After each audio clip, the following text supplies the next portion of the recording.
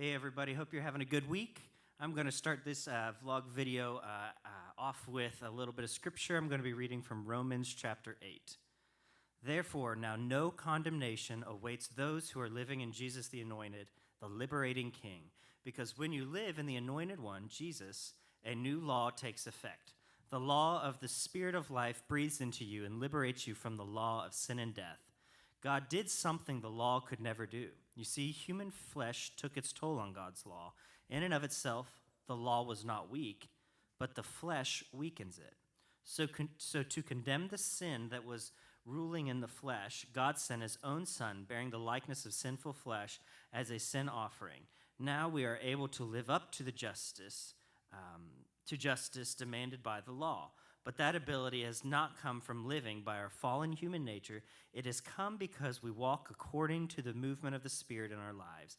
If you live your life animated by the flesh, namely your fallen, corrupt nature, then your mind is focused on the matters of the flesh. But if you live your life animated by the Spirit, namely God's indwelling presence, then your focus is on the work of the Spirit.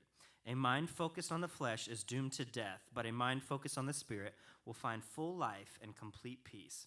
You see, a mind focused on the flesh is declaring war against God. It defies the authority of God's law and is incapable of following his path. So it is clear that God takes no pleasure in those who live oriented to the flesh. But you do not live in the flesh. You live in the Spirit, assuming, of course, that the Spirit of God lives inside of you. The truth is that anyone who does not have the Spirit of the Anointed living within does not belong to God. If the Anointed One lives within you, even though the body is as good as dead because of the effects of sin, the Spirit is infusing you with life now that you are right with God. If the Spirit of the one who resurrected Jesus from the dead lives inside of you, then you can be sure that he who raised will cast the light of light into your mortal bodies through the living, life-giving power of the Spirit residing in you.